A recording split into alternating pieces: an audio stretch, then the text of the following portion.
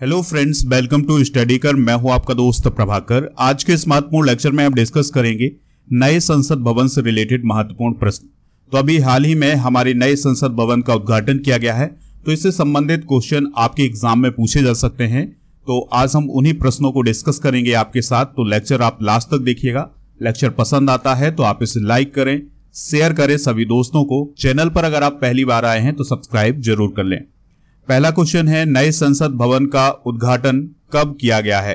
तो बहुत ही important question होगा। तो भारत की नए संसद भवन का उद्घाटन किया गया है 28 मई 2023 को। कब दोस्तों? 28 मई 2023 को। नए संसद भवन का उद्घाटन किसने किया है? तो प्रधानमंत्री नरेंद्र मोदी ने नए संसद भवन का उद्घाटन किया है। अगला प्रश्न है, नए संसद भवन का आकार कैसा है? तो जो हमारा नया संसद भवन बना है वह त्रिभुजाकार है। यहां पर आप एक पिक्चर देख सकते हैं। देखिए दोस्तों, हमारा जो संसद भवन है वो इस प्रकार से बना हुआ है, यानी त्रिभुज के आकार का बना हुआ है। और जो हमारा पुराना संसद भवन था वो उसके पीछे बना हुआ है। यहां पर आप देखिएगा, तो यह जो संसद भवन था ये वृत्ताकार था, और जो नया संसद भवन है ये कैसा है? त्रिभुजाकार है। अगला प्रश्न है, नए संसद भवन का क्षेत्रफल कितना है? तो इसका क्षेत्रफल है 64,500 वर्ग मीटर। अगला प्रश्न है, नए संसद भवन की लागत क्या है?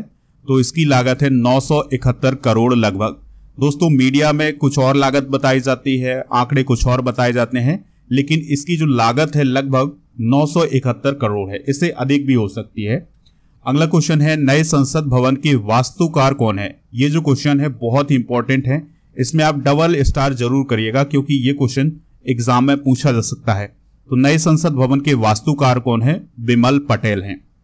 अगला प्रश्न है, नए संसद भवन का निर्माण किसने किया है? इसका निर्माण किया है टाटा प्रोजेक्ट्स लिमिटेड ने। किसने दोस्तों? टाटा प्रोजेक्ट्स लिमिटेड ने। अगला प्रश्न है, नए संसद भवन का डिजाइन किसने किया है? तो जो नया संसद भवन बना है उसको डिजाइन किया है HCP design planning and management private limited के द्वारा।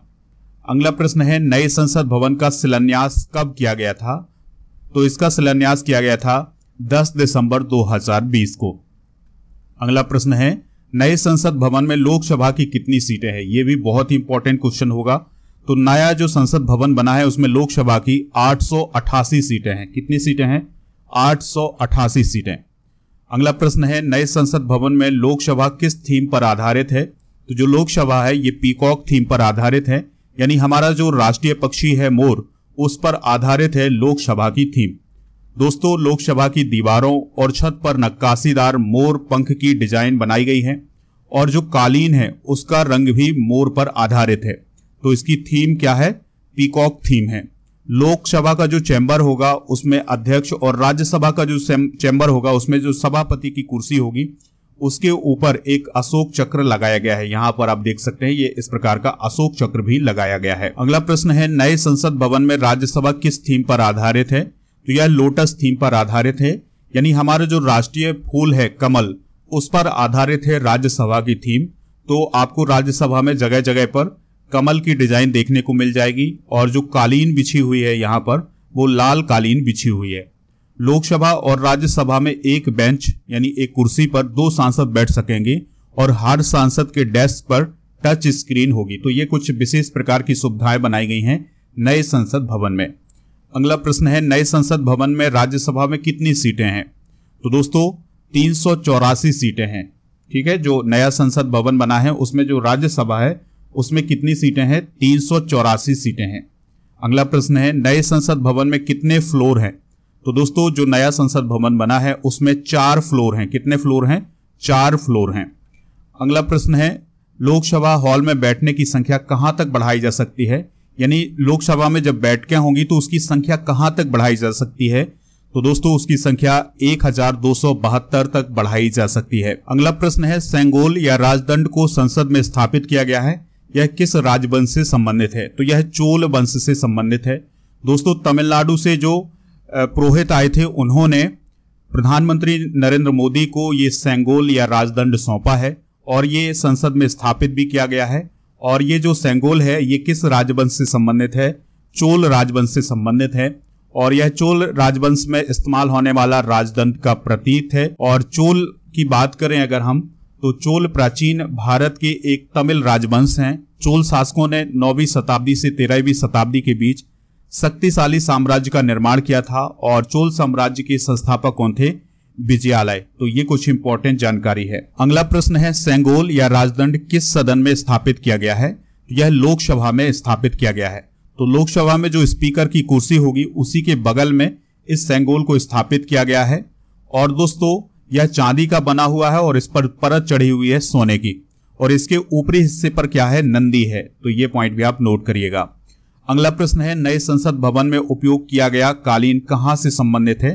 तो यह मिर्जापुर से संबंधित है, क्योंकि मिर्जापुर का जो कालीन है वो पूरे देश में फेमस है। अगला प्रश्न है, नए संसद भवन में संयुक्त सेशन कहां आयोजित किए जाएंगे? तो जो नया संसद भवन होगा उसमें जो संयुक्त सेशन होंगे, यानी लोकसभा और राज्यसभा के जब संयुक्त सेशन होते हैं तो वो लोकसभा में आयोजित किया जाएगा। इसमें कोई सेंट्रल हॉल नहीं बनाया गया है, ठीक है। यानी कि जो संयुक्त बैठक के लिए सेंट्रल हॉल बनाया जाता था, अब वो संयुक्त बैठकें जो होंगी वो लोकसभा में होंगी। अगला प्रश्न है, नया संसद भवन कितने स्टार प्लेटिनम रेटेड है? तो यह 5 स्टार प्लेटिनम रेटेड है। अगला प्रश्न है, नया संसद भवन किस सिस्मिक जोन के पैरामीटर पर डिजाइन किया गया है? तो दोस्तों जो भूकंप के जोन बने होते हैं जिसे सिस्मिक जोन बोलते हैं, तो जोन 5 के पैरामीटर पर इसे डिजाइन किया गया है, यानी ये भूकंप रोधी भवन बनाया गया है। अगला प्रश्न है, नए संसद भवन के द्वार का नाम क्या है? तो दोस्तों 3 द्वार बनाए गए हैं इसके, और 3 द्वारों के नाम भी अलग अलग हैं, ज्ञान द्वार, शक्ति द्वार और कर्म द्वार। तो इसका राइट आंसर हो जाएगा उपरोक्त सभी। अगला प्रश्न है, संसद भवन की छत पर राष्ट्रीय प्रतीक अशोक चिन्ह स्थापित किया गया है, इसका वजन कितना है? तो इसका वजन है 9500 किलोग्राम का। यानी जो संसद बनाई गई है नई संसद, उसके ऊपर छत पर जो अशोक चिन्ह बनाया गया है उसका कुल वजन कितना है? 9500 किलोग्राम का, और इसकी ऊंचाई है 6.5 मीटर की।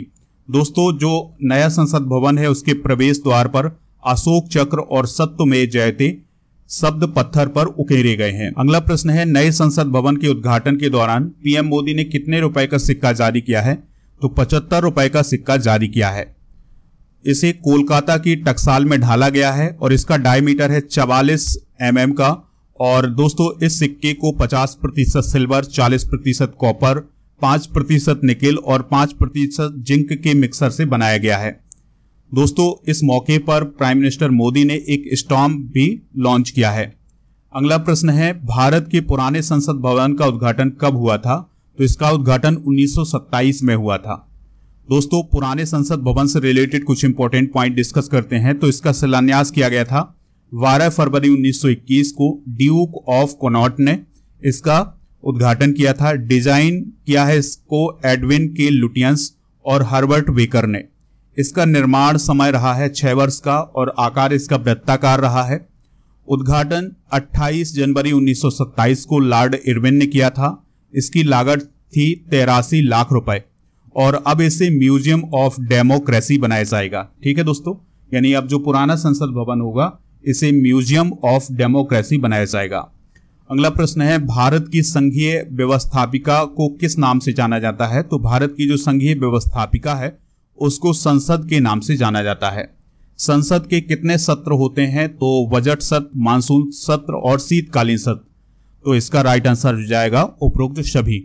अगला प्रश्न है, भारतीय संविधान के किस अनुच्छेद में कहा गया है कि संघ के लिए एक संसद होगी जो राष्ट्रपति और 2 सदनों से मिलकर बनी होगी? तो ये बात कही गई है अनुच्छेद 79 में।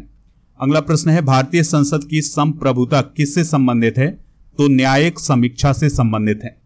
अगला प्रश्न है, अस्थायी संसद भारत में कब तक अस्तित्व में रही है? 17 अप्रैल 1952 तक। तो दोस्तों ये थे नए संसद भवन से रिलेटेड महत्वपूर्ण प्रश्न।